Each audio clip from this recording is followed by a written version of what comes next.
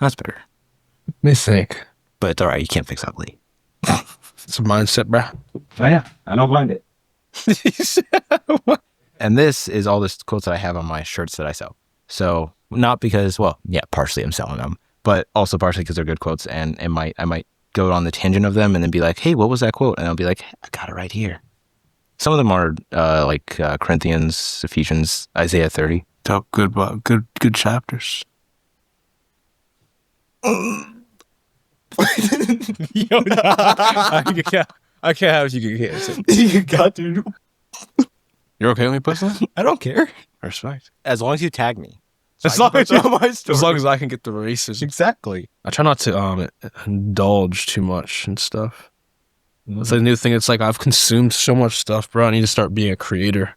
Well, in order to be a producer, you got to know what you want to create. Yeah. In order to be a creator, you got to consume stuff. Consume so much. Whenever you're ready. I mean, it's kind of just the way of life. You want to produce stuff, but you also want to consume it. Yeah. I've consumed for so long that I have enough to produce, if that makes sense. Do you? I'd say so. Okay. Why do you say so? Start the video first. And we are starting the video. Oh, you started already? Yeah. I started a while back ago. You got all the racism already. No, shit. You're wild. And don't forget, it's my channel, so I'm the one who's racist, not you. Also, my ears are bigger, so I have to look like a monkey. Your ears are big? What? Yeah. Holy shit, you do have big ass ears, bro. All due respect. All right, whenever you're ready. No, I already started. You know, like an intro or anything? No, of course not. Oh, I'm not going to waste our time on intros. Respect. Well, welcome, guys. My name's Isaiah. Why do you want to be a producer rather than a consumer? Because I feel like I've consumed so much over the last 5 years that I have not produced what I have learned to others. And I feel like I need to provide for others what I've learned. So you want to be a provider? If you will, yes. So production towards providing. Production towards providing. Yes. Yeah, I'd say so. Give to others. That's my main focus, is just helping other people. So is that why you do all the fitness stuff? Actually, better question. How'd you get into fitness? It was a form of therapy, like 5 years ago. May of 2020. It was the first time I ever actually enjoyed working out. I played football in high school, so I'd work out. Played football from 6th grade until like junior year of high school. And I stopped senior year of high school, but I've always worked out, but it was never like an actual intentful workout. And then one day my therapist told me to go on a run. I went on a run like after 2 weeks later, after she said it. I was fucking listening. I was hard-headed 18-year-old, but I went on a run one day and it was like such a mentally clear day. So I just fell in love with it ever since, I'd say. So yeah, but I would say I forgot the question you used before the fitness. Producing towards being a provider. Yeah, providing through fitness. Yes, I do want to provide through fitness. But what got me into it was it's like a form of therapy. So why were you smoking all the time? How'd you get into that? Dog, I was smoking from 8th grade. It's like your main pitch of like all your fitness stuff. All right, so a couple years ago I was smoking. I was like, okay, buddy, I've heard this a long time. What caused you to get to that position in life? So I would smoke for fun. I think there's just like Was it socially? It was social 8th grade, 9th grade, 10th grade. But I started to use it in 11th grade as a means to numb, I guess, if you will. Just pain, depression. Well, back then it was just numb my thoughts towards the future because I was constantly anxious about it. I never knew what I wanted to do back then. So would use weed as a means to cope. And then it just became so aggressive from 2019 until late 2020. And then stopped smoking March of last year. Glory to God. So yeah, stop smoking to praise the Lord, to be righteous, live a life of love towards God. So stop smoking back then. What was your childhood like? Amazing. I was a loving family. Parents are divorced, but still loving family. I guess middle child. There's always middle child jokes, but it's really nothing too different. Just a loving family. Everyone always supported me. Was blessed to live in Ashburn and used to live in Martinsburg, West Virginia. But I've always had everything I could ever ask for. But I just started smoking as a means to like socially, and then it became a negative in my life. Okay. Was it socially more like in school, or was it outside of school? Smoke in school? I guess you said that question. I was like, smoke in school, but not. I used to get high every day in school. Um, sorry, teachers, but nah, I would say first time I ever smoked, it was socially. It was 8th grade spring break, which is wild. I was like, my balls haven't even dropped, and I'm still getting high. I don't even know how to like adapt to life. And then I stopped for a couple months because I didn't enjoy it, and then I started again. So I would say it was social, and then it became like a means of coping, I guess, if you will. Look, now you're asking so many questions. I have to like keep note as well. Dude, I'm probably on the spectrum. I have caffeine. Yeah, all right. you asked so many questions. All right, bring me back in. I'm going to ask you the question I asked you on Instagram that led to this even happening. What's the difference between feelings and emotions for you? Feelings, I feel like, are at the forefront. Emotions come subconsciously. So, like, for example, I don't know. Like, sometimes I might not feel like making breakfast or working out or doing something for my business, but I do it anyway because of, well, one, I need to become the man I want to become. But two, I feel like emotions are like subconscious. I feel like they're not at the forefront.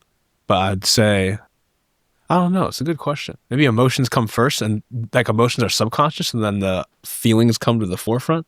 I don't know. But I would say emotions are like a subconscious behavior that our brain uses. And then feelings are something that we actually act on, if you will. The way I see it is, well, similar to what you're saying is that it's, for me, I don't trust my feelings. I do trust my emotions. My emotions are like the initial instinct of whatever it is, like the intuitional part. And then my feelings are my interpretations of that feeling, of the emotions afterwards, which includes my insecurities, all the fears I've got, all the things I've been through. Which I'm 21, I haven't been through a lot, but going through all those, like those make up my feelings. And that's why I don't trust them, because whatever my predisposition for the emotions does not necessarily mean it has to be what it is right now. Also, he's crashing out, so he woke up at 6. Yeah, no, it wasn't even the 6 a.m. It was the sauna. Ripped me. He probably woke up at the same time. I woke up at like 8. I was overthinking till 1 this morning. About what? I don't know. I just think about stuff for like hours. Like I went to bed at 9, and I was one of the people who've been on the podcast. She was asking me, not on the podcast, but during the brainstorming, which we didn't have a brainstorming, so it also makes this kind of weird. For what? We didn't have one? Yeah. Oh, whatever. No, it's just kind of part.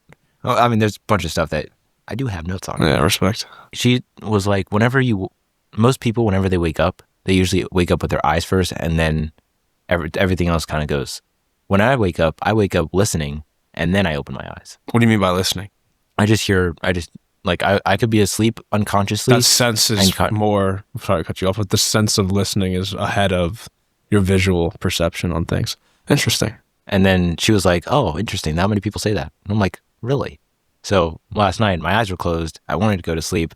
I was overthinking for the next 4 hours. And by the time I look at my phone, it's like 12:45. I'm like, okay. Yeah, I'm in bed early. Yeah. I prefer to go early, but I'm an overthinker. Always have been. So when you overthink, do you overthink in terms of like you're anxious about something, or it's a preparation for something? Define anxiety. Thinking about the future, an outcome of the future. Why are you anxious about the future? I'm not, but I have been. What's the point of being anxious about something you can't control? Exactly.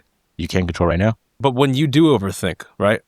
Do you think you have a reason of why you overthink? It's because I care too much about things I can't control. Yeah. Interesting. I'm the opposite. I used to think like that, but like you just said, like I'm given free will, and if there's something out of my control, or at least my free will can act on to influence the situation, I just let it go. It's like, I think it was 2 weeks ago, I dropped a 45-pound plate at my foot. Hurt like shit. Super bad. But it is out of my control that already happened, so why should I be upset about it? Right? So then I'm just only thing I can control is to finish my workout. So with the knowledge I have, I'm going to build my workout around the pain I feel in my foot. For example, I've never flown alone before. It's my second time ever flying ever.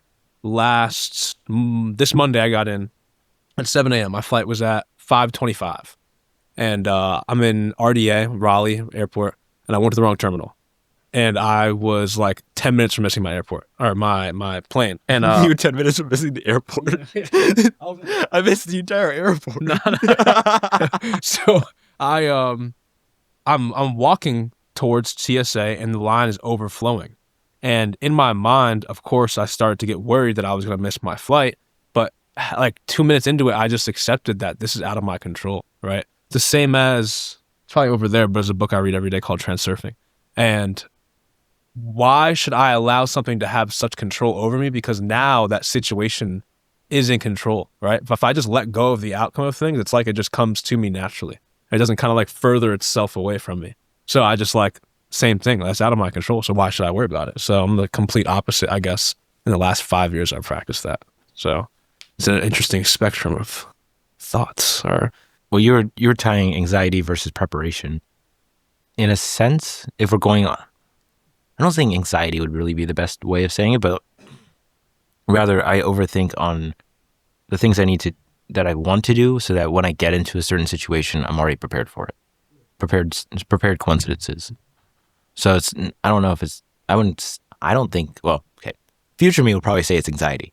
Present me is like, it's more of just hopeful preparation towards possibly impossible circumstances. yeah, I would say I'm the same. If I do overthink or think about a situation, I'm the same way.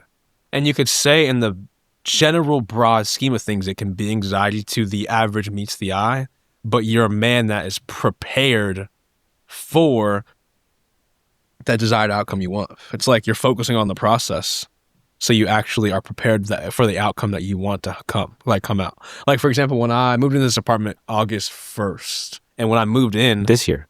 yeah. Oh, okay. So this is, okay. And I had all this, every single thing in this room was set up in 36 hours, 48 hours, 48 hours. 48 hours. It took me, I moved in on Friday. Everything was done by Sunday night. And the reason it was, I remember leading up to like moving out for the first time, I was just like, I would like, it would disrupt my sleep. It wasn't like anxiety. It was like, I want to be so ready for the process so the outcome that I want comes. So it wasn't like anxiety. It was just like, I bought this couch. I bought the walls without measuring anything. I bought everything in this room without measuring anything. And I was just like, I want to make sure I have it mapped out. So I think it's a healthy way. It's like proper preparation prevents poor performance. It's the 5 Ps. I don't know if you've ever heard that. It's proper preparation prevents a poor performance. So it's like if you're properly prepared, then you're not going to perform bad. Whether you're recording here, you have a workout in the gym, or you're simply setting up your apartment, it's like, I'm prepared for my performance to be good. So it's probably the opposite of anxiety. I'd say so. And I don't know if there's like a word for it, but it just feels like I am ready for the outcome. And if there is a bad thing that happens during the outcome, it doesn't happen the way I want, I kind of let go of it. Fortune favors the prepared. Fortune, what is it? So the original one is fortune favors the bold, but there's also fortuna favors parato. Fortune favors the prepared. Oh, fortune favors the prepared. Okay, I get you. Yes, kind of along the lines of the same thing. Makes sense. One of your stories, it was either yesterday or the day before, appreciation for your family versus an unconditional love. Yeah, that was the other day when I visited my grandmother and my mom. Yeah, how would you describe love? It's a good question. You watch anime? Sometimes. It's the number one, if they can see it, number one anime up there, Vinland Saga. I love that show. Oh God, there's a lot of animes. Oh, there's more. I have to add like 3 or 4 more I've updated. But in that show, there's a scene and it has principles of Christianity in that. And that's why I enjoy the show so much. And also the main character reminds me of myself in terms of like his testimony or the stuff he's been through. But in that show, that was a good question. Love is like, let's say, I'm trying to remember the scene. I wish I could pull it up in my brain. I'm trying to pull it up in my mainframe. It's like, for example, it's like snow, right? It snows. That snow waters the grass and it benefits the water. The grass benefits from the snow, but the snow is not doing it out of like a desire. It doesn't have like a expectation. It doesn't expect something back, right? It's a very weird comparison. And the same with the water that melts from the snow, right? The birds can drink that water, right? I think that love is something that is you provide unconditionally. It's like you give someone something that you have with no conditions or terms that are expected on the other side. So it's like I think about it like biblically, like that's what the show kind of compares to, but it's like if someone, I need to work on my level of love, right? But it's like someone were to knock on my door and they need a place to stay. I let them stay here, right? I could think this person could rob me, whatever the case may be, right? But that person needs somewhere to be, and I'm not expecting you to pay me rent or something, right? When you walked in, right? I need to go to the store. I'm now running out of sourdough and stuff like that. All right, guys, we're gonna go to the store. But I asked you, do you want food, right? And I'm not expecting you to pay me or like give me anything, but I give you. No. But I'm saying I offered that out of love. Like I wanted you to eat and be taken care of with no expectation in return. So I would say love is doing something that benefits someone else with no expectation in return. Yeah, no expectation, reciprocity. Yeah. Yeah. What about unconditional love, but not being taken advantage of or not being used for the love that you want to give to other people? Elaborate, if you can. Let's say, I was talking about this with a friend of mine. Let's say that you just have this wonderful personality, right? You're just like this little ball of sunshine. You try to give it to everyone that you're with, and some people will take that and use it as kind of like a convenient thing in a way that, hey, you're like that. I like to be around you, but only when it benefits me. Versus, I like that and I want to be around you because it benefits me and I want to help you with that too. I want to give you the reciprocity that you're providing. So it's like taking someone's unconditional love for gain. I get what you're saying. For like selfish purposes. Yeah, I get what you're saying. Being the consumer rather than a producer. So what was the question again? What do I feel about it? So yeah, what's the dynamic in your mind between, like, at what point do you say, hey, it's too much? Like, I know this person's being selfish. That's a good way to put it. Matthew, I believe it's, I'd have to pull it up. I kind of want to pull it up, but it's Matthew 6 or 7. I know for a fact it's one of those. I believe it's Matthew 7, but I might be wrong. But it says in there, like Jesus is speaking, and he literally says, you cannot cast your pearls to swans, right? And Jesus is a loving individual. That's unconditional love, right? He's literally feeding his enemies. But it comes to a certain point is you cannot cast your pearls. I cannot give everything I have to someone that's not willing to accept it the correct way, right? So it's like, for example, someone in my life doesn't change. And I believe you've given them so many opportunities to change. You still show them love, but they will not change. And that change is positive for them. Maybe they don't see it, and it could be a selfish way you look at it, but your perspective, you think that you are helping them and they are not willing to change. That's when you don't cast your pearls to them. That's when you stop giving your pearls to them, because if you will, like it says in the Bible, you cannot cast your pearls to swans. I think it's Matthew. You can keep talking now. Yeah. Well, there's also a different tangent, which we can get to once you find the one, that there's like different, for me, there's different stages of love. You have like romantic, platonic, familial, and then you got the spiritual. Like if every platonic, I don't even heard of that. So it's like, you know, with other dudes, like, yo, what's up? Okay. I'm saying this from the perspective, jiu-jitsu is very gay. Okay? No, it's like out of everything. But I get what you're saying. Yeah. And it's more like, if I can't love you romantically, which for 99% of the population, I can't, platonically or like a family, then it has to be the spiritual, that you're just a child of God. And I love you for that. Even if I don't love you for who you are, I can love you as a child of God. Did you get the quote? Oh, yeah. It was Matthew 7:6. Hey, if you can pull it up, I'm more than happy to. No, it's the beginning of Matthew 7. That's my favorite verse. It's not my favorite chapter in the Bible. But Matthew 7:6, do not give dogs what is sacred. Do not throw your pearls to pigs. If you do, they may trample them under their feet and turn and tear you to pieces.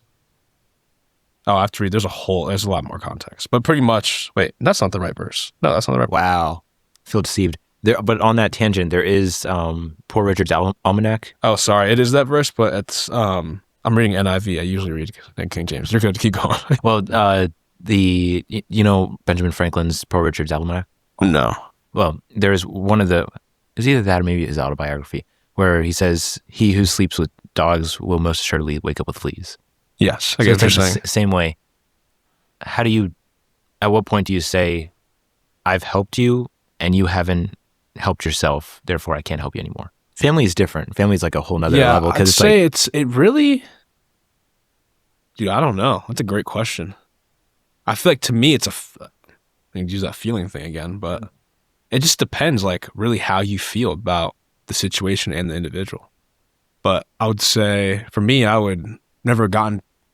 Let me say I never gotten to that point. I have to really think about that. But that is, it just depends on. For me, it's like it's a discerning thing. You have to discern when it is enough, or when it's been too much to help that individual. But for me, I don't even think to that point. Like I don't think there is a limit. I don't really have a limit. But once God feels it's right to not allow that person in my life anymore, then I'll allow it to just kind of flow. Is it feelings or is it intuition? For that moment, intuition, but discernment is what it's just, they go hand in hand. They're the same thing. Because you kept saying feelings, but typically in that sort of situation, it's not really a feeling. It's more like... It's like discerning, intuition, if you will. Intuition, okay. Do you have a separation between feelings and intuition? Or do you have like a boundary between the two? I mean, there is a boundary, but I don't have a conceptual... I don't have a concept in my head. I know there is a boundary, but for me, it's like God just provides discernment, or if you will, intuition for me in certain situations. Yeah. Since we're already on it, and it's a little bit further down, what's your viewpoint on God and religion? I don't like religion, but I do love God. I think I strongly believe, or no, whatever you want to say. Yeah, he right? clearly hasn't thunk anything I don't like yet. I don't like thinking. I like knowing. But religion's like a man-made concept. Like religion's like made to divide. Like, for example, I'm a Christian, right, if you will, right? I love Jesus. I believe the book of the Bible. I practice it. But there is a concept from a religious spirit that people believe, if you don't believe in my way, the truth and life, you are going to hell, right? And then if I see someone on the corner, they're going to be like, yo, Aaron, you're going to hell. You don't believe in Jesus. That's religious, right? God doesn't say to do that. The Lord doesn't say to do that, right? You're not supposed to just convict people and scare people through that. And that's what I think a lot of Western Christianity, or I don't really look into any other religion, if you will, right? That's the best word to use, but I don't look at any of that. Like, I don't know them, but I'm sure there is some type of religious aspect to make people accept the human's beliefs. But I believe in God, and I don't really follow a religion. I follow a relationship. So that's what I focus on. Have relationship in what sense? Your relationship with God? Mm-hmm. Okay. It's like the same relationship you'd have with a mom or dad. Right? Like if you have a relationship with your parents or your friends or whoever your closest individual you are in your life with, right? You would love them unconditionally. You'd show up and do things for them when you don't want to do it. It's the same with God. That's how I look at it. Not that I'm saying I disagree with you, but just a weird tangent. If you don't believe in a specific religion, and I don't either, I believe in God, I don't believe in a specific religion. If you don't believe in a specific religion, but, well, how do you keep yourself in check to make sure that what your interpretation of what you're reading isn't a misinterpretation? Yeah, it's a good question. I mean, I've had that conversation with a lot of people, and glory to God, I've learned a lot. I've acquired a lot of wisdom, right? Discernment, intuition, right? It's like confirmations that happen in my life, situations, people I'm around, the things I learn when I need to learn them. There's just like, even if you separate the Bible, right? In my opinion, it would be so hard to have the Bible not be not be taken over by man. Like, we're in year 2025, almost 26, right? I'm sure along some way, the Bible has been changed in some aspect, right? Like, I haven't looked into it too much, but I know of a story of King James would burn all these Bibles to make his own King James Version Bibles, right? And I'm sure he might have taken some things out of there for people not to have a certain aspect of wisdom that God portrayed through his messages and his prophets. But to me, the reason I feel it's so deeply rooted in my heart is I haven't even read the Bible. There was scripture on my heart. Things that the Bible has talked about, I literally would live. Things that were said word for word, I've said to other people before I even read the Bible. There'll be confirmations in my life where I'll meet certain people at certain aspects and they'll give me exactly what I need in that moment. Like, remember one time I was anxious about a situation and I literally woke up the next morning and I was reading Corinthians 1:7 and I literally got the answer I looked for just from scripture. That's not a coincidence. The fact that was the first time I was anxious in the last 4 years, and I was anxious. And I read a certain scripture, didn't even look for it. It just spawned. Literally like pressed respawn and it just boom. Like there's no coincidence. So that's why I deem it so correct, because there's so many things that have been quote unquote coincidences, but they just can't be anymore if they happen literally every day. Like I sat in the sauna. I usually do 30 minutes. X-Cal's is way harder. But this one's probably like 175 degrees, maybe 180 on the hot day. But then it was probably 170. And I did 53 minutes, bro. It was bad. I was so cooked afterwards, but there was a kid in there. Not a kid, he's older than me, but this man came in. He started his workout, and I was still in the sauna when he came back in after like 30, 40 minutes.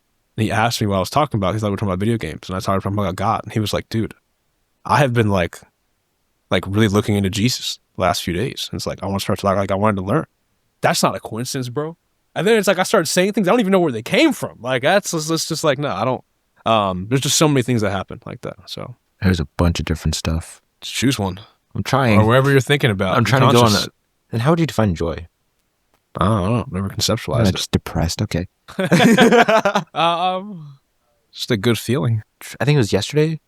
Resetting when it comes to people with their New Year's resolution, or they go to the gym Monday morning so they can change themselves. Do you remember what you were talking about? Oh yeah, I'm still thinking about God and the Lord. That's what I'm still thinking about.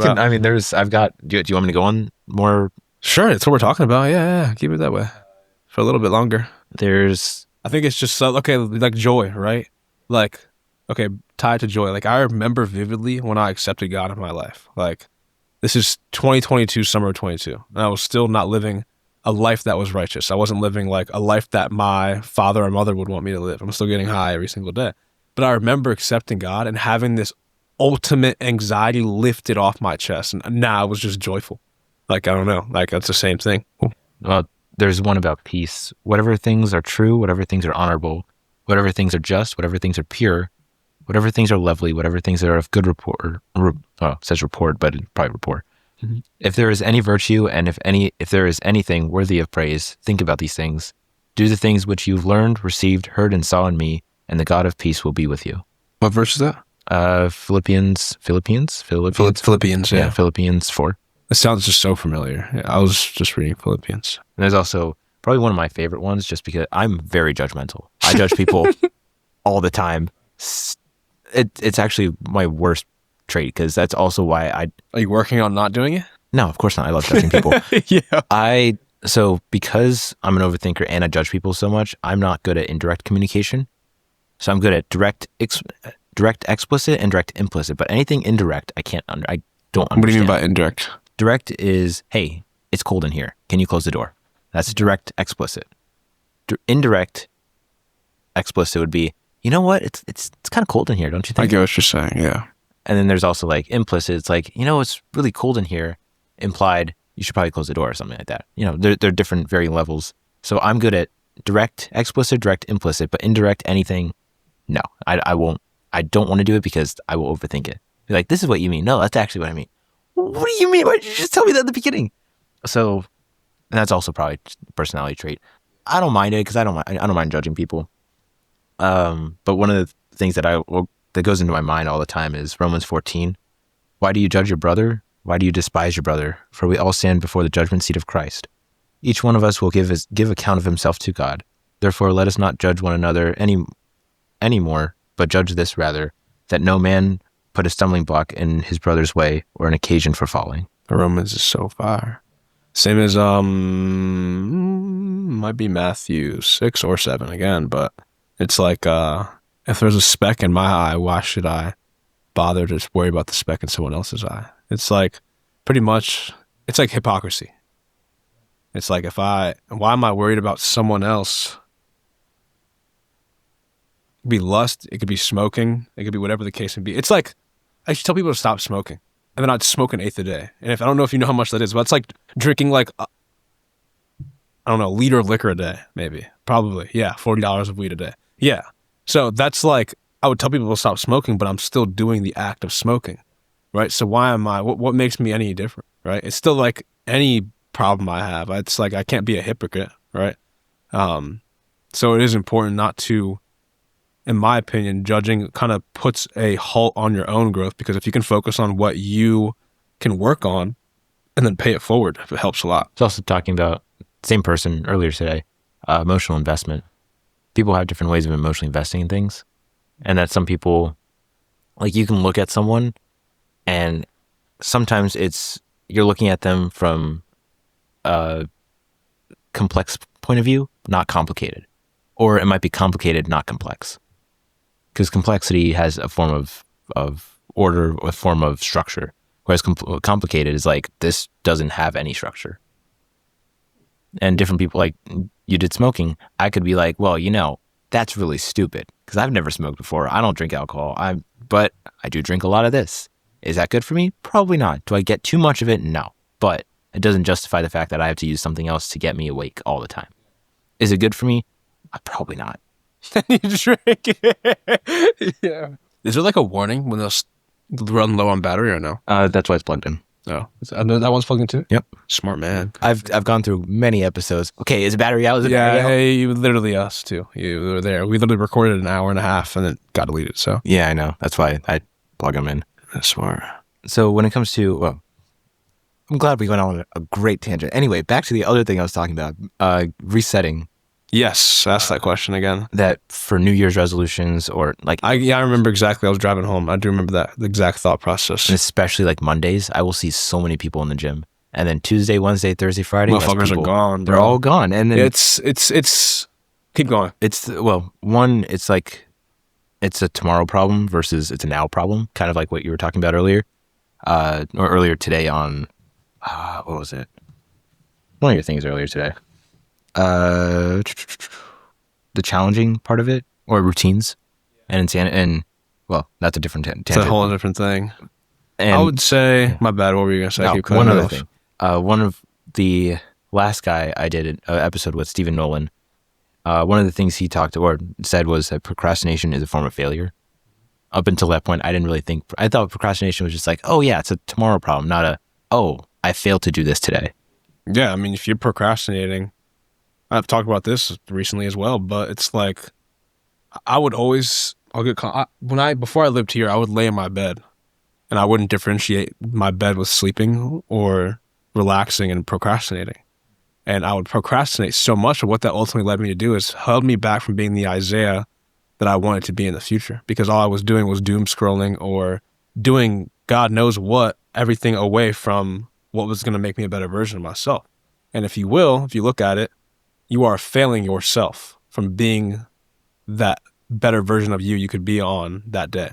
So today's October 31st, and I didn't do what I needed to do that was on my list of to-dos for today, right? Because I map it out the night before. I would have ultimately failed, if you will, right? But I also think it's an opportunity because I was talking about this earlier again. But it's like you don't want to look at everything as a negative. It's like, okay, I procrastinated today. Rather than looking at it like that and be like, fuck, I failed, bro. I didn't do this. I didn't do that. Now I'm tripping. And then it's just like, I won't get back today. How can I look at it differently? So I look at it as if instead of, I procrastinated today, let me look at, what could I work on better tomorrow? What can I apply better tomorrow? What can I do better, right? Instead of just so focusing on the negative. So it's like flipping any negative to a positive is like, it's a superpower. What kind of Isaiah do you want to be? A man that's impacting every soul I come in contact with. Saving the Isaiah 5 years ago, whoever that be. How do you define being a man? Providing for others. Yeah, being able to provide at all times. Do you want kids and everything? Yeah, 100%. Ah, poor children. Anyways. Yeah, 100%. When the time is right. Yeah. And another thing was there's been a lot of people I've helped. Like, I try to be like, hey, you have so much potential. You could be so much. And then, like, I do stuff to help them, try to, like, do stuff. And kind of going on to, like, New Year's resolutions, people only doing things on Mondays rather than for the rest of the day. It's like, if someone really wanted to, they would. Because when I really wanted to, I did. That's everything. You wanted to record. Yeah. So you came here and walked upstairs while I'm making breakfast with all this equipment because you wanted to. But if you didn't want to... And he's on the 4th floor. Do you know how many steps that is? 5 flights of stairs. Imagine moving this fucking couch and this TV stand and my bed and the desk. Yeah, it was bad. But if you didn't actually want to record fully committed to it, you would have asked me for my help. But you were like, nah, I'm going to do this right now. I'm not waiting 10 minutes for you to eat, right? So you actually wanted to do it, right? It's for the individual, and I see this all the time. I want to lose weight. I want to lose 20 pounds, right? I want to build muscle. Okay, well, why do you want to build muscle? I want to look good for someone else. Whatever the case may be, right? But, and I'll finish this, but it's pretty much, okay, then why haven't you done it yet? I don't know what to do. Well, if you wanted to know what the fuck to do, you would look it up. You would apply yourself to do it, right? Right? And maybe I lack support. Then find support. If you want something in life, you can acquire it. You just have to actually do it. If you don't do it, then you have no one else to blame but yourself. Yeah. One of the things from Hormozy, you got to outwork a crackhead. But crackheads, like, yo, that's a good ass analogy though. Because like I've met crackheads, they want crack. I'm in Atlanta and this dude is literally pitching me on like whatever, bro. Like I don't remember what he was saying, but he was like a different crackhead. Like I've met multiple homeless crackheads in Philly, everywhere. He was different because he really wanted that crack. Like he needed his fix. It's the same thing. If I wanted to work out, I'm going to work out. If I want to eat right, I'm going to get my fix. It's the same way. Like when I'm traveling, I'm literally flew into North Carolina. I woke up at 4 a.m., whatever the case, like literally to get there. I want to eat right. I'm going to go to Publix or whatever grocery store is around, and I'm going to get a half a dozen eggs. If I know I'm going to be traveling again in 2 hours, I'm going to get what I need to actually hit my goals, right? So it's an actual will and desire to get what you want. Everyone has the ability to do every single same thing that everyone else has. I have the same ability to get what Hormozy has. It's just if I actually want to. He's a great guy. I quote him all the time. Oh, there's one quote that I really like. I can't put it on a t-shirt because it's his quote. If invention is the mother of all necessity, repetition is the father of all results. I really hope I got that quote right. But it makes sense. I get what you're saying. Hormozy, I'm sorry. Kind of going on a tangent of goals. Also, stuff that you posted this morning. Why is working out so challenging? I'm being rude. I'm sorry. This is terrible. I'm so fake. What up? Gotta beat my boy, bro. He's a good man. Repeat that. Why is working out so challenging? Yeah. If you love it so much, why is it challenging? Because I make it challenging. I make it uncomfortable. I adapt. But why would it be challenging if the uncomfortable is what you want? Challenging sounds like, so in my mind, a challenge is something that's resistance that I don't want to take on. That's a challenge. That's like, kind of like school. I hate school with a passion. I hate traditional school with a passion. That's why I do all this stuff, because it's so much more educational than anything I could do in school. Mostly because whenever they're going on something, I'm like, this is taking so long, because you have one teacher who's teach 30 different students, where I'm like, okay, we're already over here. You guys are slowing me down. So in that case, it's challenging because every single time I'm just like, I have to wait and wait and wait. So it's a challenge because I don't want to be there. But here, I want to be here. So it's not challenging, but it is a lot more difficult. A lot difficult. Yeah. It's like people that say it's not your job if you enjoy it. Someone literally said that to me Wednesday, I think, in the sauna. Yeah. Don't love your job your love. Yeah. Have you heard that one? No, I haven't, but it sounds so robotic. Stupid. That's a good question, though. You said, why is it challenging if I enjoy it? Yeah. I don't know. I would say the working out itself isn't as much of a challenge because I've adapted so many different styles of exercise. Like besides running, if I were to go run 5 miles right now, I would not like it. I don't enjoy it. But it's a challenge that not a challenge, but it's a suffering that I like to endure. It's a suffering I like to enjoy. See, the sauna, I don't love the benefits from the sauna, and that will never get old. I literally love the ability to be uncomfortable and not being able to breathe correctly and sitting in there and suffering and testing my will as a man for an X amount of time. So I would say it's not the actual workout itself. It's like the mindset going into the workout. If I wake up extra tired, Wednesday morning, I woke up so tired, right? I played basketball with my buddy the day before, didn't get as much sleep as I usually do. I woke up cooked. But the actual ability to challenge myself to wake up when I don't want to, that's the enjoyment. The workout itself, a lot of the time, is therapy. But the mindset going into the workout or the mindset going into the sauna or a run or whatever the case may be, that's the enjoyment. That's the real actual challenge. What's the difference between challenging and suffering? Again, I haven't conceptualized that one. I have to think. There's one and I'm surprised I haven't found it in the Declaration of Independence. Accordingly, You read the Declaration of Independence? You haven't? Fuck no. What a loser. Anyways, accordingly, all experience has shown that mankind are more disposed to suffer, while evils are sufferable, than to right themselves by abolishing the forms to which they are accustomed. I just heard like, People would rather suffer than change the ways that they've always been doing things. no wonder you haven't read it. I heard U.S. propaganda and I turned my fucking ears off. It's not propaganda if you like it. I guess so. That's true. So repeat it again. What's the difference between suffering and challenging? Yeah. I feel like suffering is like rock bottom. Rock bottom. Okay. Not rock bottom, but it's like just you can't go any further down. Yeah, it's pretty close to down. It's pretty close to like that. It's pretty close to the bottom, if you will. Yeah. But I feel like challenging is like, it's like there's different layers to it. Challenging implies hope? I wouldn't say so. When I think of challenging, I just think of resistance. It's like if you look at a stock chart, there's a resistance and a support level. Support is like if support breaks, then it's like GG, COVID 2020 again. But the resistance, it's like if we're breaking all-time highs. I just look at You just said stock market. We were at the Declaration of Independence. You went to stock market, and then you said GG. Like, it's all just life is just. I gotta say 6-7. Please don't. I'm gonna stop. I will personally cancel you.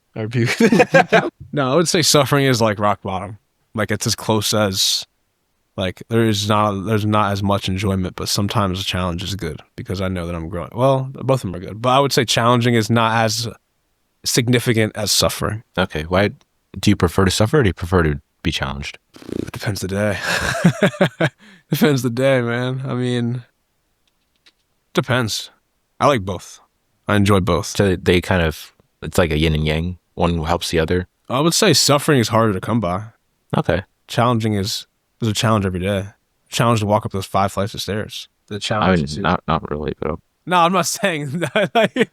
Can you imagine a workout trainer is like, it's so hard to go 5 up. Bro, it is. I mean, bro, like walking with not physically, it's just like, okay. Why did you look at your forearms? What do you do, a handstand while you go up the stairs? No. This is like I hold it here when I'm holding my groceries. Yeah. No, I would say it's not the actual physical.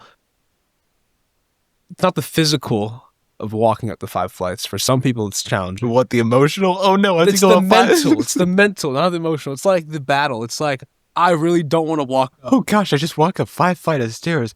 Wow, I'm all winded. Maybe I should do something with my life. It's just it's just not as enjoyable as it would be walking up 1 flight of stairs. Well, that comparison's a thief of joy.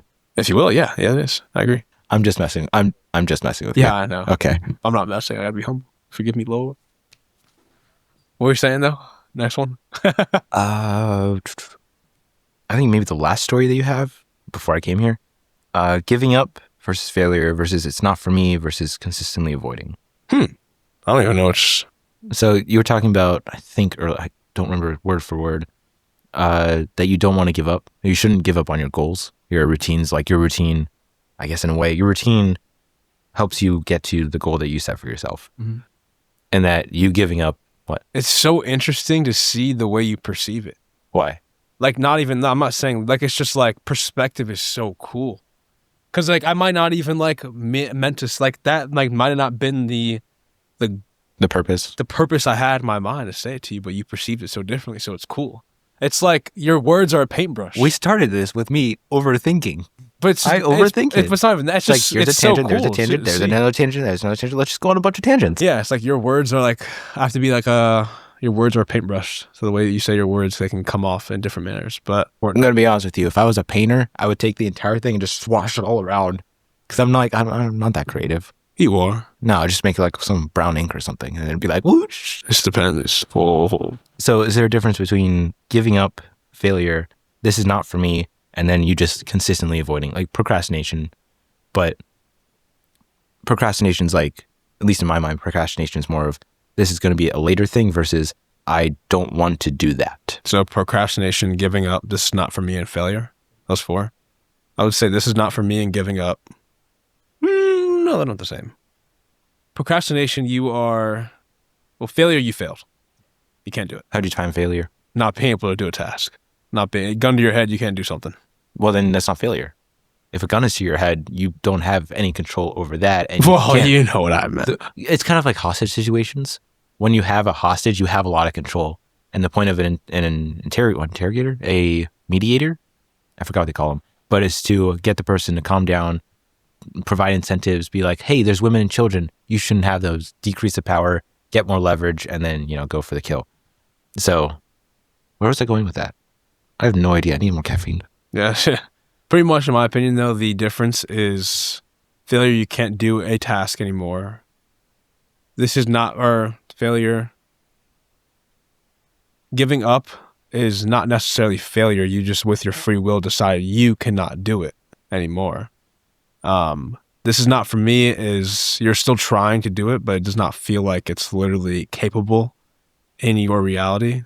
And then procrastination is you're capable, you are just putting something on hold, in my opinion. So in order, that's why I'd rank them. Failure, giving up, this is not for me, and then procrastination. Which one do you have the most trouble with? Procrastination, 100%. Why do you keep going back even though you want to procrastinate? To not procrastinating? Why do you keep going back to the life that you want to live when you could just procrastinate it away? Because I want to provide. Because I have goals to take care of my family and take care of other people and to change someone's life. So if I give up and procrastinate there, then I'm just procrastinating the development of other people. And that's my true passion and love.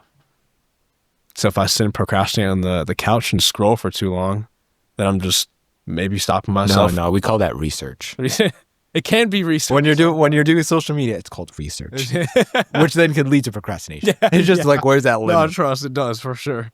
I'll start studying hooks, and then I'm like, that's a really good hook. Funny right I'm now. hooks now. Yeah, so like I told you earlier, my personal, completely atrocious. My professional account, much better. Very, it's clean, it's good.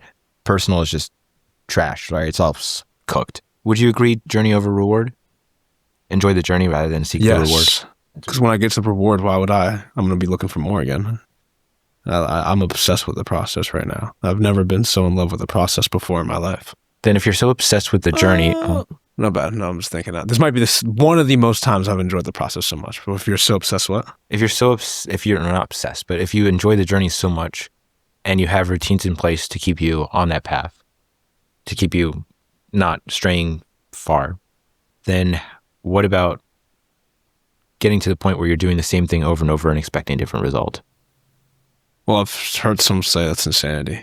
But I mean, yeah, that's the typical result thing. In this case, I don't mean it. The reason why I didn't say it was, I wrote it here as insanity, but the reason why I'm not saying it's insanity is mostly it's like, at what point, yes, there's you improve one bit at a time every single time, but at what point do you say, this is the journey, I've made this routine I've become so complacent with this routine that now I'm just doing the same thing and I'm hoping that the consistency gives me the outcome I want. Yeah.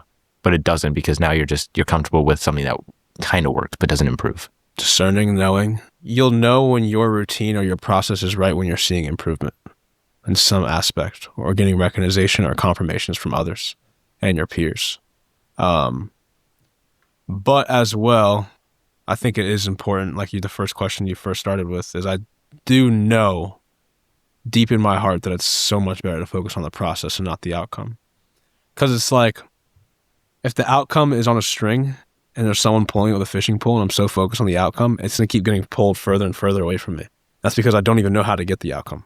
So whoever's pulling it away from me it's why would I give it to you? You don't know what you're doing, right? But if you focus on the process... Hold up. First of all, why do they control your outcome? I'm just using it as an analogy. Yeah, no, screw them. Why are they controlling your outcome? I'm just messing. Yeah, I couldn't tell if it was a serious question. I was like, huh? No, I would say, but when you're focused on the process, then you actually have the tools and the wisdom and the capability to get the outcome you want. It will come. It's just a matter of time. It's aligning, everything just aligning and knowing when to jump at the right time. But yeah, it's more important to focus on the process because your outcome will come. But when you get to the desired outcome, then you're going to be always looking for more because as humans, we do that. So kind of a connected tangent. This morning, maybe also yesterday morning, you were talking about visualizing your future. That was yesterday. There was one thing I saw 2-3 days ago on Instagram. This is why I do like Instagram. It came from a movie. I've never watched the movie, so I don't know which movie it's from. But there are two wolves always fighting each other. One is darkness and despair, and the other is light and hope. Which wolf wins? Whichever wolf is stronger, if you will. But in that aspect, it's in the video, it's whichever one you feed. Yeah, if you will. Yeah, it's the same way I look at it. It's like whatever. If I feed my procrastination, then that's going to hold me back. But if I feed the other side, then that side wins. So that's I kind of go on the other tangent, which is, you know how the opposite of love isn't hate, it's indifference. I've never heard that, but no, I get what you're saying. So kind of the same way, it's like the opposite of not wanting to do something isn't not doing it. It's just not caring about it, being different about it. At least that's the way I see it. It's like if I don't really care about it and it's not helping me, I have to be indifferent about it. This guy's creaking. It's like actually annoying me. I need some WD-40. That's your chair, not mine. Yeah, no All right, lie. I'm sitting on a fluffy pillow with a lid with another fluffy pillow with a lid. The couch is comfy. It's nice. You can fall asleep on it. That's quick. why I hate stuff like that. Not because I'm not saying I hate you. How would I get you hate me for hating my couch, bro? What? But I hate fluffy couches for that one reason. Because they're what? Too comfortable? Yeah. Yeah, it is It's comfortable. like the second. Well, also it's like my spine and everything will go like. So I'm like I sleep on a mat. It's hard to get on. You sleep on a mat? Yeah. Are you serious? Yeah. I hate beds. Like you actually sleep on the floor? Well, not on the floor. I have like a little like mat. Like it's like 2-3 inches. Is it a bed? No, it's just like a mat, just a foldable mat. You feel like your spine's fine? Yeah. That's cool. Actually, I get much better sleep when That's I'm on. what. Yeah, I used to sleep on the floor as a kid all the Now, time. my dad does hate it that I sleep like that. So It's because you're going the opposite way of the sheep. yeah. Well, I'm not calling your dad a sheep, but I'm saying. whoa. But I'm saying like, All right, put him up. I'm definitely gonna lose that fight. nah, I'm not a fighter. You're not a fighter, No, really? I'm a lover. Interesting. You know Jay Johnson? Yeah, from XCal. Yeah. He says that he's a lover and a fighter. I'm a lover, but if I need to fight, I'd fight. But you said originally you're not a fighter. No, I'm like kind of like what he says. I prefer to love, but in self-defense, I'll self-defend. If it's not self-defense, would you consider what you're doing right now, being against procrastination, as being a fighter? No, I wouldn't say that's interesting topic. I mean, you could say I'm fighting it, if you will, but it's not like a violent fight. What I think of it's just like I'm indifferent. I don't want to procrastinate. So you're a passive fighter or a passive aggressive. Passive indifferent, or I don't know. I'm a lover and I'm passive aggressive. Isaiah Smallwood. But it's like the sheep, back to the sheep thing. It's like the reason he doesn't like it because the norm for all the white sheep, if they're going one direction, is sleep on a bed. But that one black sheep, it's like he's going his own way, and it's not normal. So I forgot it was a quote. It was Jeff Bezos' last speech or written letter to Amazon when he sold his stock in 2020. And he stepped down as CEO, and it was talking about how distinctive you are and how much distinctiveness does it take to keep your distinctiveness, if you will. I forgot how he put it. There's a better, I'm butchering it, I'm sure, but it's like that's distinctive to you. Like no one, I don't know, I have not met one person that sleeps on a mat. That sounds like a you problem. But just like it's like what's distinctive to me is like I do things that like how I know how to do it. Like it's my objective truth is the solution to my things that I do in day to day. Right? So it's like your solution to sleep is the mat. For me, it's like when I get out the sauna, I don't wear shoes. Or I'll work out, bro, for like years I'd wear no shoes. Sometimes no socks when I lift. People would be like, whoa. I was testing a fine line. That I need to put on Feet Finder. Yeah, but that's distinctive to me, right? When you do something opposite of other people, there would be more resistance and more challenge. But you're paving your own path. Yeah. It's actually one of the things I did have here that you did talk about, which is conformity. Conformity. I think I was thinking of a video I watched every day. Which is, well, so one of the topics I had was conformity versus comfortability. Comfortability was the thing you talked about. And I tied that with conformity. Conforming yourself to what other people want versus being comfortable with who you are. Or being comfortable with what other people want and not conforming with who you are. Yeah, just do the opposite and you can be successful. But then again, is it really an opposite? Or is it just a little bit different? My brain just shattered. I was just like... So kind of like... So a couple of days ago, I was kind of like went into like close to like an emotional breakdown. Just everything just crashed down.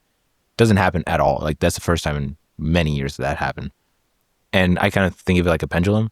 on Tuesday. So today's what? Thursday? Friday. Today's Friday. So Tuesday, I was on this end. Like, smallest little thing, I could completely break down. Next day, I felt complete euphoria. So I was like, yeah, I know I'm still trying to process this, but I'm like trying to hide it really, really well. And then so that was Wednesday, Thursday. Thursday was like back here. And it just kind of went back. And now today is like, still it's kind of here, but so in the sense, that's what I'm going on way too many weird tangents, but it's pretty much tangent professional. So it's pretty much just like, it's not the opposite, but rather just different. It's like the Cybertruck. It's not ugly. It's just different. Yeah. But it's paving its own way. The what? It's paving its own way. The truck is making its own thing. That thing is definitely ugly. Oh, hey. But some people might like it. It sounds like projecting to me, but maybe a Cybertruck would be nice. Would I drive that thing? Fuck yeah, I would drive it. I would not. I'm cranking like 140 in that thing. No, I'm going naturally aspirated V8s with the stick shift if I'm going to do anything. Right, but you're saying you would never drive one? Well, I don't like electric cars. It's just too boring. Really? I drive a stick shift. It's fun. Yeah, they do feel better. It brings life into the drive. That's dope. Which is kind of like the journey. Bring life. What was it? You can either... What was that quote? The one time when I don't have a tangent. Oh, you can either take time out of your life or you can give life to your time. Interesting. Did you just short circuit? Maybe. I don't know. So you were talking about the path of resistance. People will choose the easy way out, choose the path of least resistance, and that you want to try to strive for the hard life. Is there a difference to you between the path of least resistance, which is easy, versus the path of efficiency? Yes. Like I would say... Such a boring concept, you know? No, I have like this tick. I don't know what I've been doing it recently, but no, that's an interesting question. There is a difference. Again, I have not conceptualized that. These deep, thoughtful questions. Yeah. Those are not deep. These are just borderline. But tip of the iceberg for him. Yeah, yeah, pretty much. No, more or less, I don't really like conceptualize things unless I feel it in the moment, I guess, if you will. But emotional. Yeah, emotions. Do you prefer the path of least resistance or prefer resistance? Okay. It's like, let's say they can see me. Unfortunately, yeah. I'll use my words as a drawing board. So let's say there's a stick figure and he starts walking, right? And down below is the easy life. Or no. So he keeps walking. At the top is the dream outcome, right? And to get towards the top, there's a mountain, right? And the mountain resembles hard decisions. And then below is easy decisions. You're going to choose easy decisions. Most of the people would, right? Even myself. When you choose easy decisions, now when you have to try to climb up the different way, there's not a route. So you're going to get stuck in easy decisions. But the person that's climbing the hard life has a path, just has to climb the hill. And now he's in that easy life. So what I'm getting at is if I make hard decisions constantly, then when hard things actually come, I will be able to have an easy life. But if I choose easy life or easy things, or when I choose easy things and easy decisions, then when my life gets hard, I'm not going to know how to respond because I will be quick to give up and I will quick to find an out because I don't know how to respond to the hard life. Yeah. That's the one thing I hate about analogies is that it does work. But then if you think, at least the way I think about life is that it would be so simple to say that there's a mountain or there's a cavern, a down, but most of life is just going straight on a flat plane. And that some people decide, you know what, I'm going to settle here. And then they settle and they make their farm, they make their gardens, they build where they're at. I would say people settle, but I don't think it's all progress is just linear or like. Well, not linear, but it's more of just like a flat plain desert. And wherever you decide to end is where you build everything.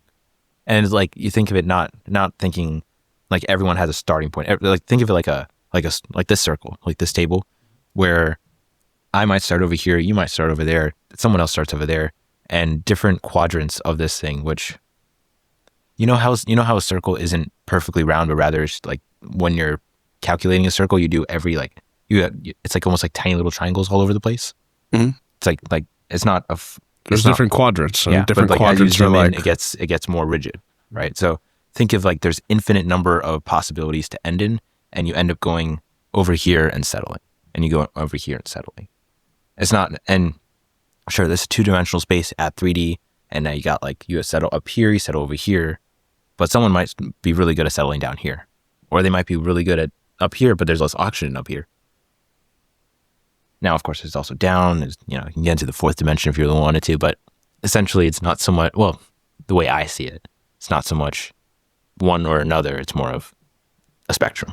Yeah, but I also think that sometimes if you think that you can settle up there, but then it doesn't work, you might come back down and settle down somewhere else. But that's where commitment comes in. Yeah, if you want to settle up there, you got to commit to it.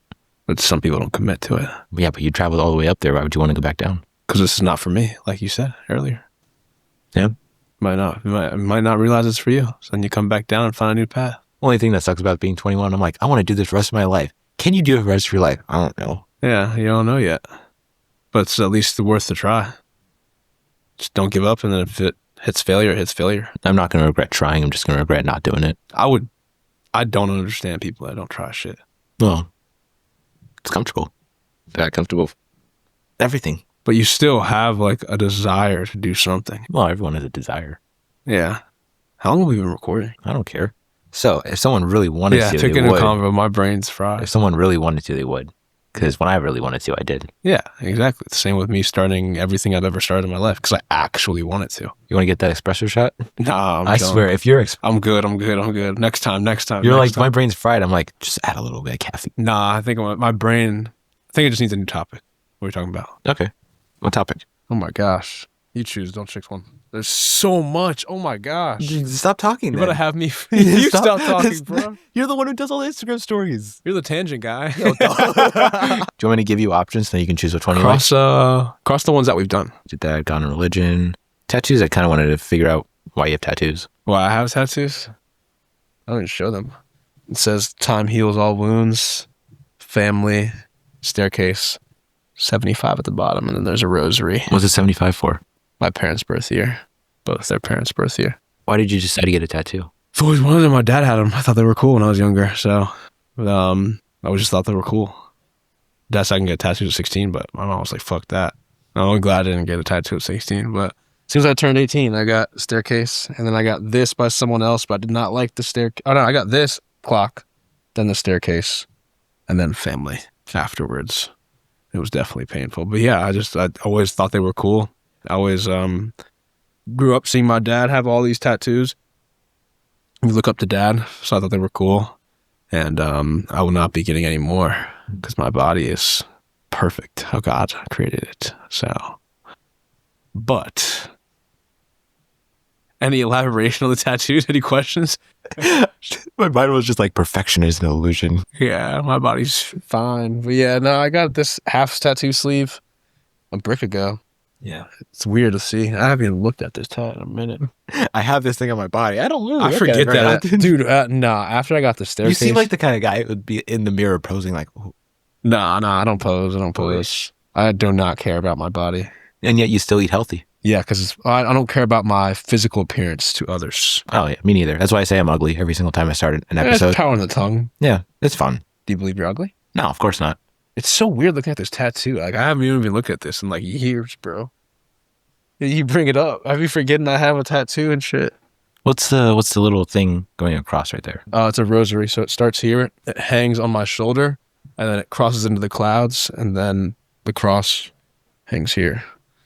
Oh, I just like cramped in my pec. Whoa, easy boy. Not that kind of podcast. Yeah, but no, I've had tattoos since I was 18. I've had them for 5 years. No, that was a stupid one. Conformity, accountability. Have you had... What are you saying? Accountability and the rebellious spirit. Elaborate. What made you put that one? Accountability and the rebellious spirit. I hear from a lot of people who do really dumb stuff in their early teens, or not early teens, but they're 18, 19, 20, 21. Dumb shit, yeah. Usually I hear that it's a rebellious spirit. They're trying to rebel against something, trying to create an identity, but also they're doing something that, again, I got a quote for this. I hope I have it here. This is from Charles Dickens.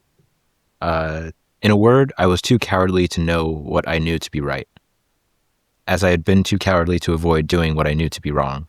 Quite an untaught genius, I made the discovery of the line of action for myself. Yeah, I mean, I would say I was just rebellious, or, if you will, did things that were stupid. Not because it was like you just said a little bit, but I wouldn't say it's like a act of defiance against like family or anything you think of normal. It was like an act of defiance of the emotions I had. Like I wanted to numb myself, so that's why I would smoke. Like I would smoke because it was a means of me to escape reality. Because when I was sober, I couldn't come to terms with the reality I had and in place that I set because of myself. What kind of reality did you have? Just was depressed. I was very depressed. So it's not like life was bad. There's good in every single person's life. We're alive. I have breath in my lungs. But I just was numb, and everything that was happening, I just didn't want to live. So smoking was a means to escape that reality.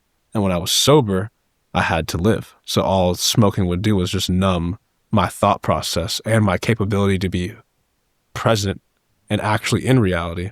So I would smoke where I was numb. So I would say it wasn't an active, it was a rebellion to actually want to live in the day-to-day life. So that's why I would smoke so much. The only reason why I keep going back to that is because I tried committing suicide when I was 13. God bless. So I'm like, I want to figure out what your thing was. So it's like, that's why I just keep going back to that. Glad to hear you're good, brother. It doesn't really go away. That's the only problem. What do you mean? It happens, you move on from it, your baseline goes down a lot, but the actual idea of it never really fades. You try to, you do better. You start loving yourself. You do things that you enjoy doing, but that little kid doesn't actually like disappear, doesn't go away. I disagree. For me, it's gone away. Really? Yeah. Like, honestly, like, waking up every single day with the actual thought of just being grateful to be alive, it's just, there's power in the tongue. So now it's like I'm in love with life. And God has healed me so much to where I wouldn't even thought was possible to heal. So once I really started to live my life for Christ and accepted the righteousness of God and accepted every single principle in that Bible, it has healed me completely. But I will say not everyone is the same. And it takes a long time. It says time heals all wounds, not time is different, right? All you need is time, but it also has to really just puts a Band-Aid on it, if you will. There's other things that really heal, and I believe God heals. But for me, no, it's gone away completely. I think it's kind of, in a way, I'm kind of the guy who will pick on the scab, and then it never actually heals, but just leaves a scar. It's like if you, like what you're saying, time heals all wounds. If you pick at it, it'll. Do you enjoy picking at it? See, that's why it doesn't go away. Because it's like there's an open wound and you continue to put a force on it, right? If I was in a fight and there was a cut on a knee, I'm going to attack that man's knee because I know that there's an open potential for me to win that battle. See, it's going to be hard to heal something that you can constantly feed into. I see it in day-to-day actions with people like, for example, there's power in the tongue. If you say you're ugly, you'll be ugly. Oh, if yeah. you say, absolutely. Yeah. 100%. If you say you're like in a certain way, you're going to become that individual. Your thoughts literally become your reality. So it's going to be hard to dictate another reality if you're still conforming to the ability not to heal completely. It will take time. It takes a lot of suffering. It takes a lot of intention every single day to live that life. But it does rekindle eventually. Something that you said was, what was the tangent that we went on? Challenging versus suffering. I guess in a way, I like suffering. Almost, it's almost the enjoyment of suffering. Suffering's not the right word. I can't define suffering with suffering, but it's like I enjoy suffering. I enjoy getting to the darkest of places and being like, I'm actually kind of peaceful here. And I don't mean that in like a negative way. That's like I want to be in a dark place. It's more of just there's something oddly peaceful about darkness. Is that in terms of... I'm not saying that as like, I want to be evil. There's a difference.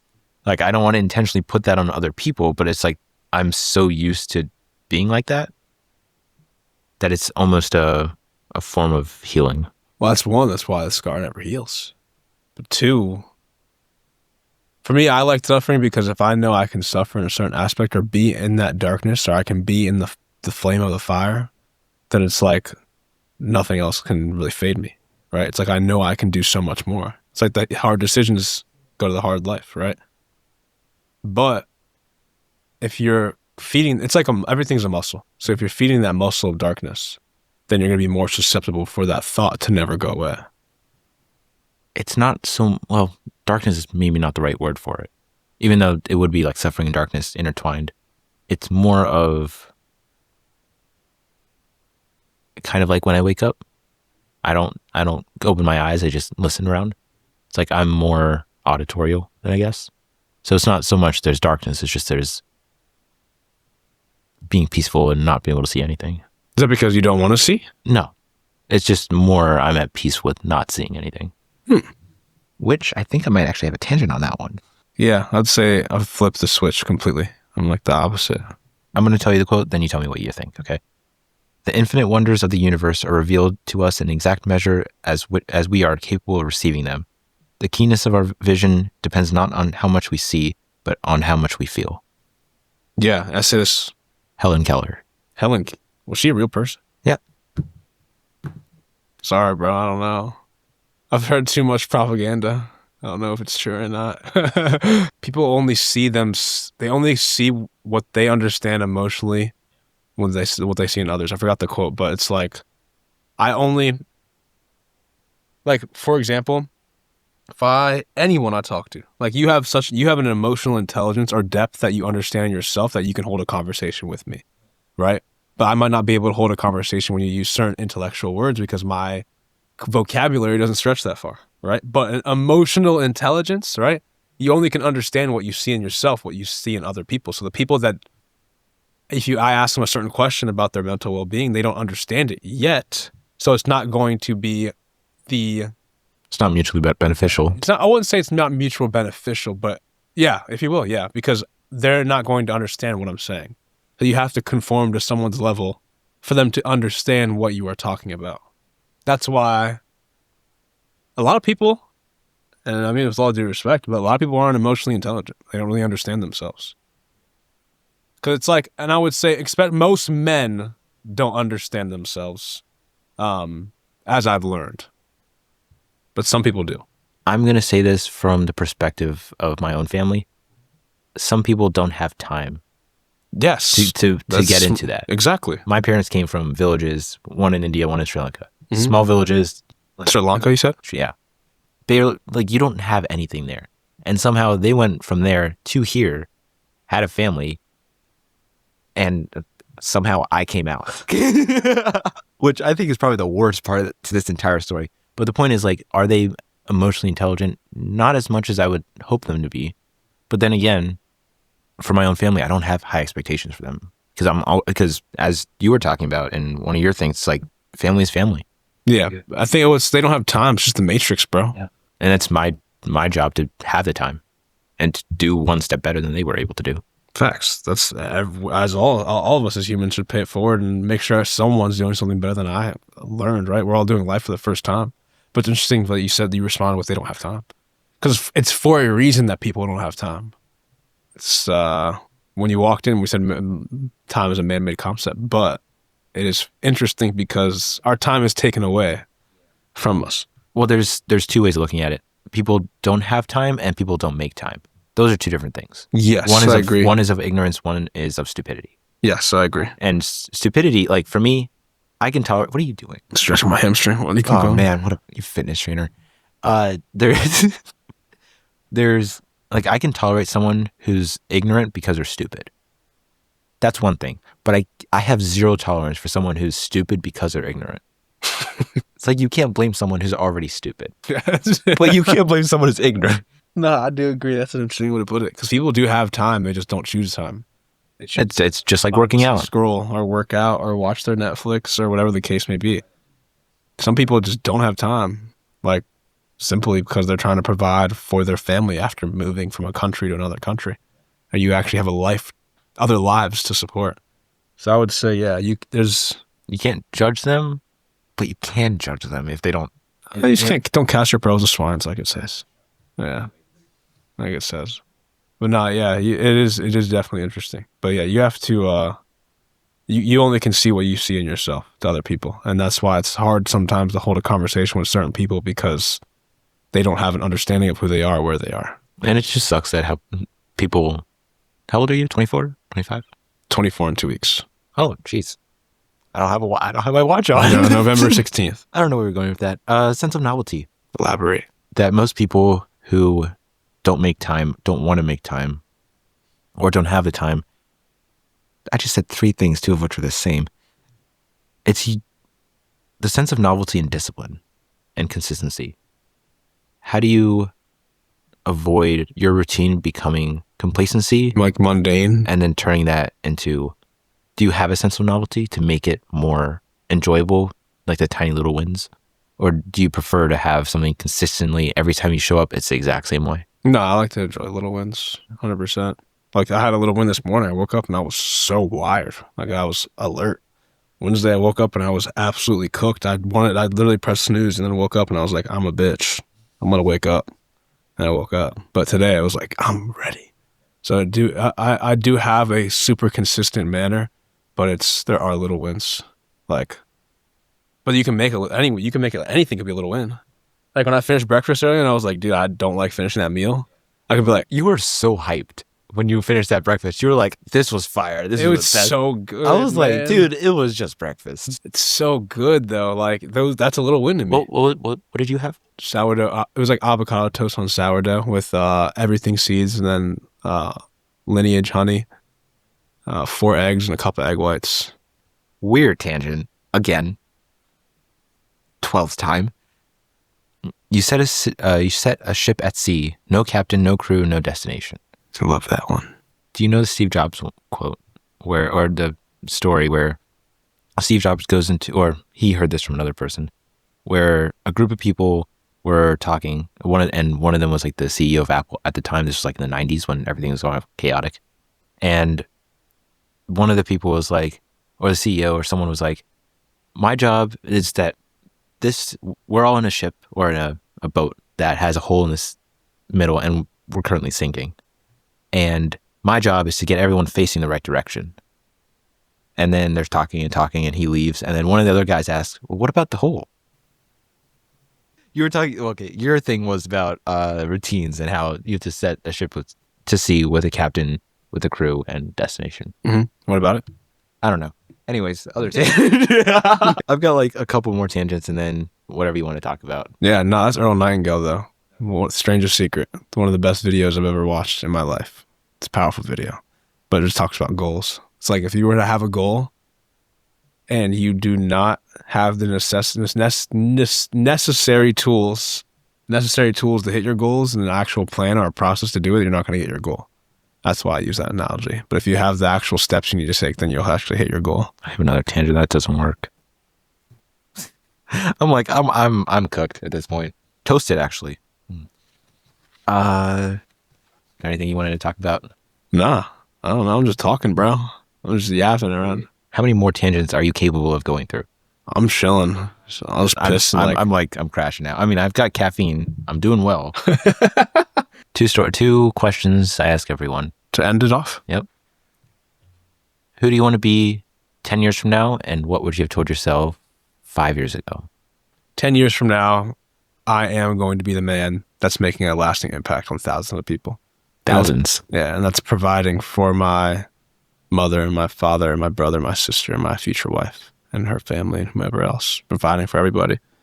What would I tell myself 5 years ago? That's a perfect timing. What did Bob Marley say? Everything's going to be all right.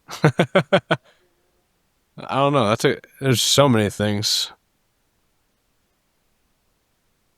I'll just say everything is going to be all right. If it was coming from me, it'll be good. Because I didn't think I'd be alive 5 years ago, or a little bit over 5 years. So, but yeah, everything will be good. It'll be good. There's a lot of things I've learned. One more question. What would you want to tell your future kids about you right now? About me? Because the one thing that usually gets lost in the process of getting older is what you did now and your mindset now versus it's like, oh, what would you have done if you were 20, but talking to a 40-year-old? It's like, well, yeah, their mindset completely changed in the last 20 years. So right now, who you are, what would you want to tell your kids about you now? I have no idea. Cool. Other than like Jesus is the way, the truth, and the life. That's all. That's the first thought that came to my mind. I don't know. I don't see myself changing in 20 years. Nah. Well, I won't say no change, but You're happy with who you are and you just want to get better at what you're doing. yes, I want to continue to develop. I don't see myself changing south.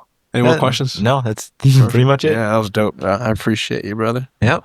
All right. Well, without further ado, what's the outing? Nothing. You got lucky because I had blocked the camera. You did that.